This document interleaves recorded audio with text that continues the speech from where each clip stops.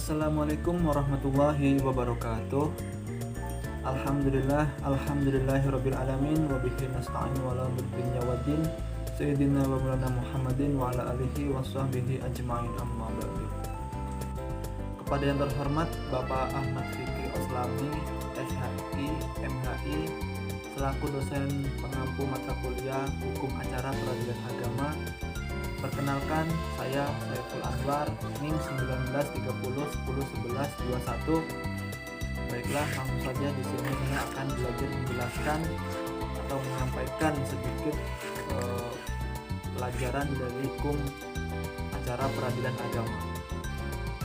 Baiklah, langsung saja di sini saya akan menjelaskan tentang produk hukum peradilan agama. Adapun produk hukum peradilan agama yang pertama yaitu putusan. Putusan adalah pengadilan atas hal gugatan berdasarkan hal adanya perselisihan. Putusan mempunyai kekuatan pembuktian. Jadi, putusan yang telah memiliki kekuatan hukum tetap dapat dilaksanakan eksekusi. Dalam sastra yang lain, putusan adalah suatu pernyataan oleh hakim sebagai pejabat negara yang diberi berwenang untuk itu dan diucapkan di dalam persidangan yang terbuka untuk umum dengan tujuan untuk menyelesaikan hal pada perselisihan antara pesta yang berperkara. Yang kedua yaitu bentuk dan isi putusan. Adapun bentuk dan isi putusan adalah sebagai berikut. Yang pertama yaitu kepala putusan, nama pengadilan dan jenis hal. Yang ketiga yaitu identitas para pesta. Yang keempat duduk hal. Yang kelima uraian kesimpulan para pesta. Yang keenam pembuktian para pesta. Yang ketujuh pertimbangan hukum. Yang kedelapan amat putusan. Dan yang kesembilan yaitu penutup. Memuat kapan putusan akan diberlakukan dan dibacakan dalam persidangan yang terbuka untuk umum, majelis hakim yang memeriksa paniter yang membantu. Kehadiran para pesta dalam membaca putusan. Putusan ditandatangani oleh majelis hakim dan paniter yang ikut sidang, dan pada akhir putusan dimuat perincian biaya hak. Yang selanjutnya itu macam-macam putusan pengadilan. Macam-macam putusan pengadilan dilihat dari segi 6. Yang pertama yaitu putusan pernyataan.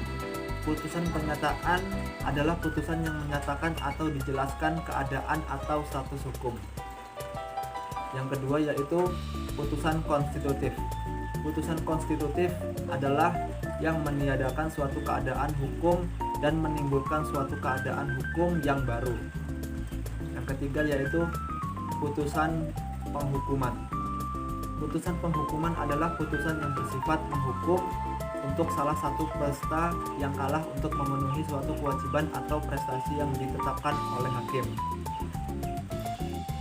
Selanjutnya yaitu dilihat dari segi 6 isinya. Yang pertama, gugatan tidak dapat diterima. Gugatan tidak dapat diterima yaitu putusan pengadilan yang diajukan oleh penggugat tidak dapat diterima karena ada alasan yang dibenarkan oleh hakim. Alasan tidak diterimanya gugatan penggugat karena gugatan kabur atau tidak jelas, gugatan tidak berdasar, gugatan prematur atau belum saatnya, gugatan nebis di dalam idem, gugatan kesalahan di dalam kepribadian, dan yang terakhir yaitu gugatan telah akhirnya waktu atau kadaluarsa. Selanjutnya yaitu gugatan dikabulkan.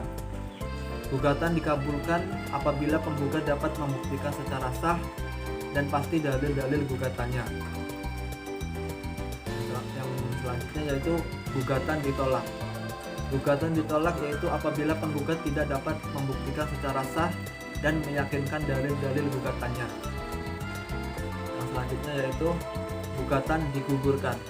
Gugatan digugurkan apabila dalam persidangan penggugat tidak hadir setelah dipanggil secara resmi dan patut, maka hal gugatan digugurkan.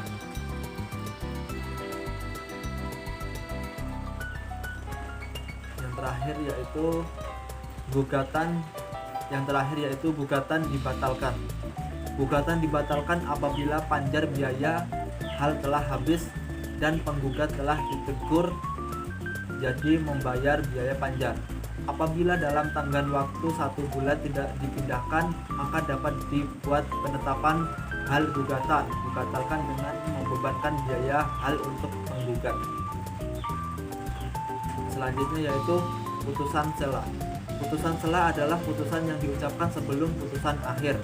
Putusan sela tidak dapat mengikat hakim, bahkan hakim yang menjatuhkan putusan sela untuk mengubah putusan sela tersebut.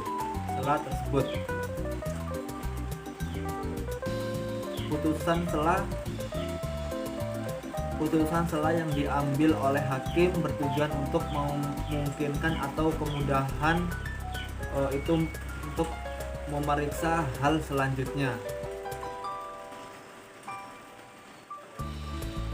Yang kedua yaitu putusan akhir. Putusan akhir adalah suatu pernyataan dari hakim sebagai pejabat negara yang diberi berwenang untuk itu diucapkan dalam persidangan dan bertujuan untuk mengakhiri atau menyelesaikan hal atau perselisihan antara para peserta yang berperkara dan diajukan untuk pengadilan. Selanjutnya yaitu kekuatan putusan. Suatu putusan memiliki kekuatan mengikat dan memiliki kekuatan bukti sudah ada setelah putusan tersebut memperoleh kekuatan hukum yang tetap.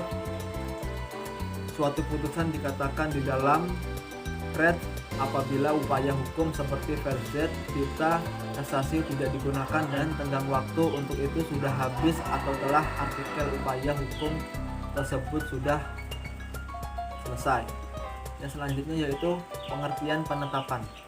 Penetapan disebut al-isbat dalam bahasa Arab atau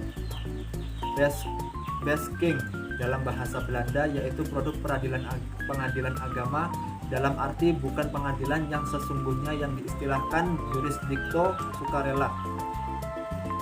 Yang selanjutnya yaitu bentuk dan isi penetapan.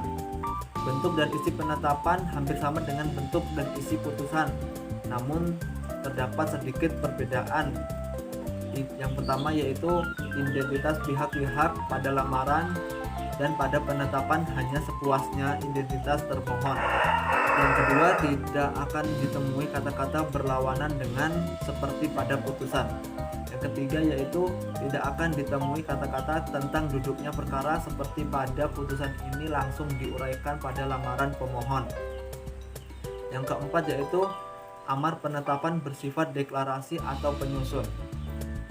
Yang terakhir, yang kelima yaitu kalau ada putusan didahului kata-kata memutuskan, maka pada penetapan dengan kata menetapkan. Yang terakhir yaitu pengertian dari kekuatan penetapan. Putusan memiliki 3 kekuatan dan berlaku untuk pihak-pihak maupun untuk dunia luar atau pihak ketiga. Tetapi penetapan hanya berlaku untuk pemohon sendiri, untuk ahli warisnya, dan tidak untuk orang yang memperoleh hak daripadanya. Contoh penetapan seperti pengesahan nikah bagi penjagaluan, pensiun pegawai negeri sipil, dan suami istri yang tidak ada perselisihan antara keduanya, tetapi dulu-dulunya mereka kawin belum begitu tertib pencatatan nikah sehingga tidak memiliki akta nikah. Baiklah, cukup sekian yang dapat saya sampaikan. Apabila ada salah dalam penyampaian, saya mohon maaf. Saya akhiri. Wassalamualaikum warahmatullahi wabarakatuh.